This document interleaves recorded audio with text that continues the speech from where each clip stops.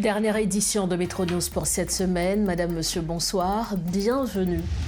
À la une de ce vendredi 24 juillet, la situation sécuritaire demeure préoccupante de la région métropolitaine de Port-au-Prince. Alors que les attaques de groupes armés se poursuivent, notamment à Keskov, les enlèvements continuent de se multiplier. Le kidnapping du directeur de cabinet du ministre de l'Éducation nationale et de la formation professionnelle Ecclésiaste Télémac ce vendredi relance les interrogations sur la capacité des forces de l'ordre à rétablir la sécurité dans le pays. Le Congrès américain a levé certaines restrictions en vigueur depuis plusieurs décennies concernant la coopération avec les forces armées d'Haïti. Selon l'ambassadeur Henry Roster, cette décision intervient alors que le gouvernement haïtien entend renforcer les capacités militaires du pays à travers le recrutement, la formation et le déploiement de nouveaux effectifs. Dossier élection, le premier tour des scrutins est fixé au 13 décembre 2026, malgré la situation sécuritaire actuelle. Par ailleurs, les personnes sanctionnées par les Nations Unies ne pourront pas prendre part aux prochaines élections, conformément aux dispositions du décret électoral. Hormis certains chefs de gangs notoires, l'ex-député Victor Profane est le seul homme politique concerné par ces sanctions.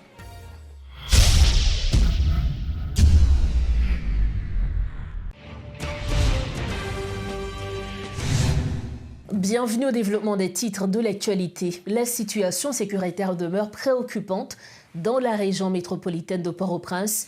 En plus des actes répétés de groupes armés dans la commune de Keskov, les cas de kidnapping ne cessent de se multiplier.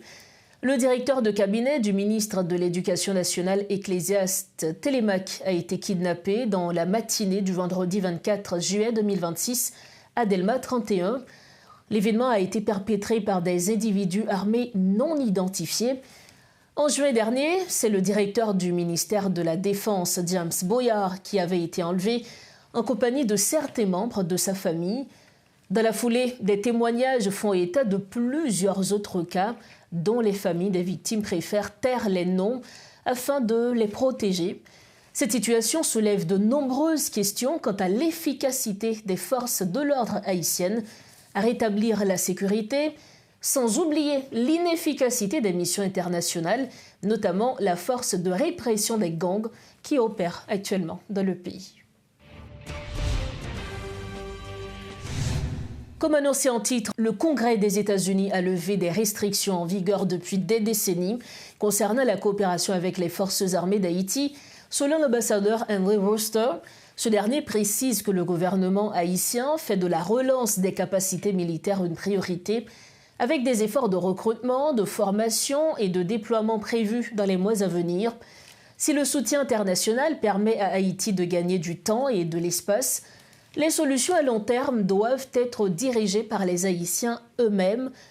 En conférence de presse, l'ambassadeur est revenu sur les principaux éléments de son engagement en Haïti, les priorités de la coopération entre les États-Unis et Haïti, ainsi que les perspectives d'avenir des relations bilatérales.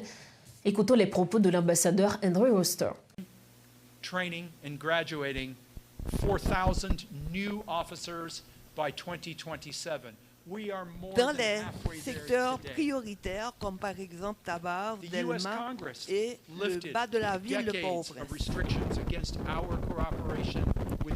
Aujourd'hui, cette force de répression des gangs travaille pour remettre aux autorités haïtiennes les membres de ces gangs qui sont arrêtés et qui seront déférés devant la justice.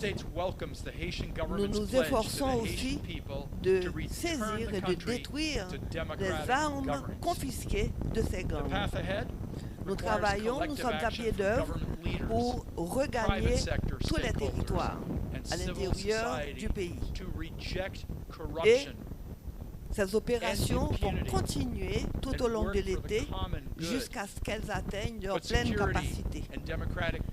Le soutien international reste indispensable, mais les solutions haïtiennes devront quand même venir de l'État haïtien.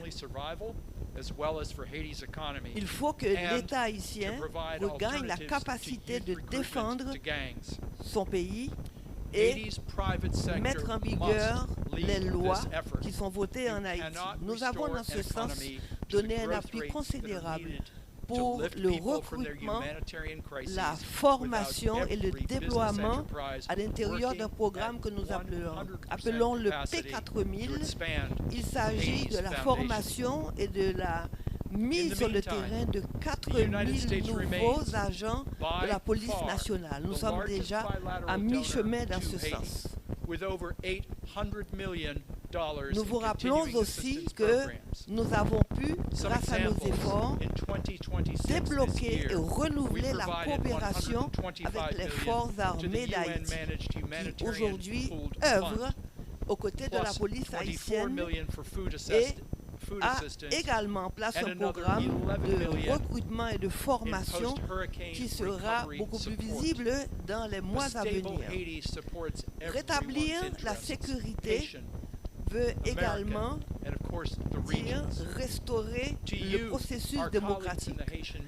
Nous félicitons le Conseil électoral provisoire pour les mesures concrètes qu'il a prises vers la réalisation d'élections en Haïti, ce qui va paver la voie pour la mise en place d'un gouvernement élu, choisi par le peuple haïtien. Les élections fourniront au gouvernement le mandat légitime dont il a besoin pour contrer les gangs et rétablir l'état de droit. La stabilité, la sécurité en Haïti, nous le savons tous, ne peut pas se matérialiser sans les opportunités économiques. La création d'emplois pour les jeunes est essentielle pour fournir à cette population des alternatives au recrutement par les gangs. Autre dossier, les personnes sanctionnées par les Nations Unies ne pourront pas prendre part aux prochaines élections, conformément aux dispositions du décret électoral. Toutefois, ces sanctions concernent uniquement des chefs de gang opérant dans différentes régions du pays. Le seul homme politique concerné par ces sanctions est l'ancien député Victor Profane, actuellement en prison. Alors que de nombreux acteurs politiques sont frappés par des sanctions bilatérales, ce type de sanctions n'est pas pris en compte par le CEP. Suivez ce compte-rendu de Réti Fortuné. Ne pas tomber sous le coup de sanctions des Nations Unies est l'une des principales exigences du Conseil électoral provisoire à tous les candidats désireux de prendre part aux prochaines élections. Cette mesure, inscrite dans le décret électoral modifié du 2 juin 2026, traduirait une interdiction de participation aux élections à toutes les personnes concernées par les sanctions onusiennes établies par la résolution 2653, puis régulièrement reconduit et renforcé par d'autres, dont la résolution 2794.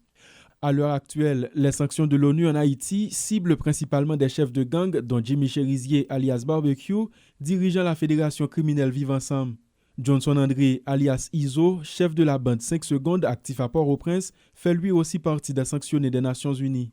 Toujours dans cette liste, on retrouve Renel Destina alias Tilapli, chef du gang Grand Ravine, Wilson Joseph alias Lamor Sanjou, chef du gang Notoire 400 Marozo, Vitellom Innocent, chef du gang Crasé Barrière, impliqué dans des actes de violence et de trafic d'armes, et Luxon Elan, chef du gang Grand Griffe, impliqué dans des activités criminelles, sont également concernés par ces sanctions.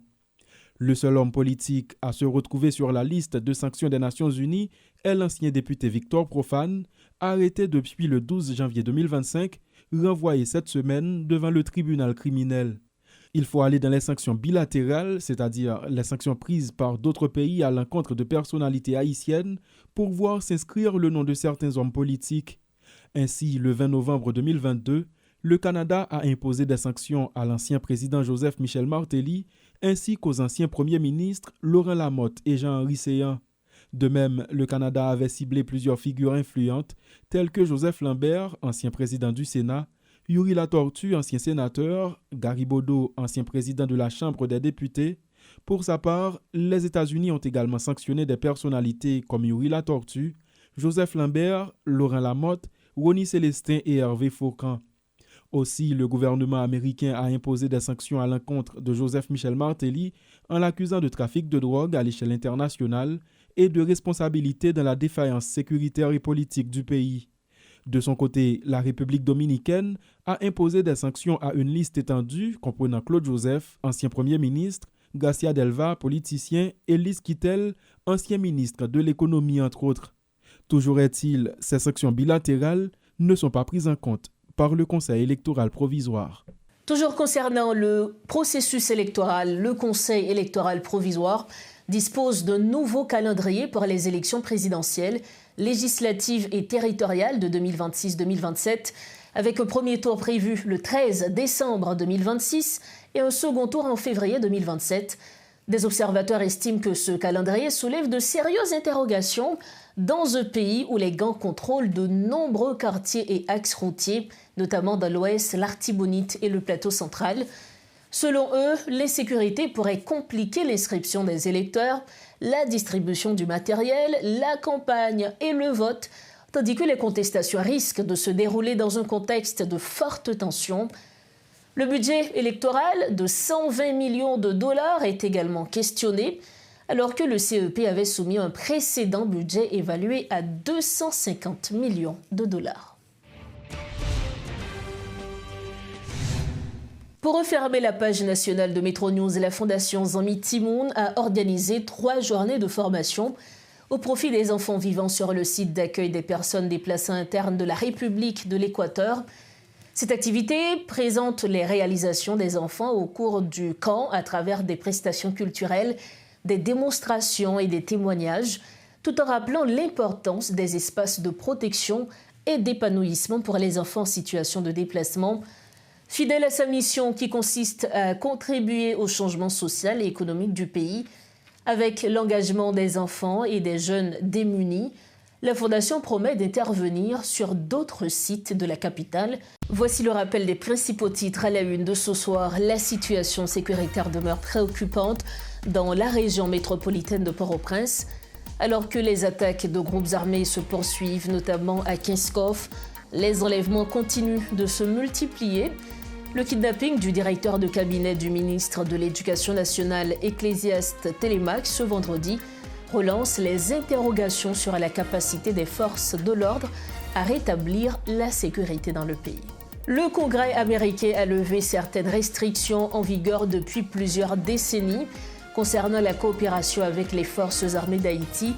Selon l'ambassadeur Henry Wooster, cette décision intervient alors que le gouvernement haïtien entend renforcer les capacités militaires du pays à travers le recrutement, la formation et le déploiement de nouveaux effectifs.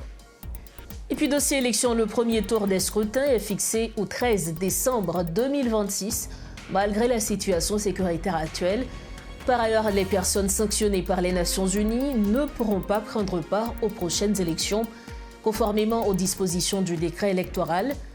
Hormis certains chefs de gang notoires, l'ex-député Victor Profane est le seul homme politique concerné par ces sanctions. Voilà ce qui met fin à cette édition de Métro News. Merci infiniment de l'avoir suivi. C'est le week-end, profitez bien de la vie et surtout rejoignez-nous sains et saufs lundi prochain, toujours sur Métropole. Bonsoir.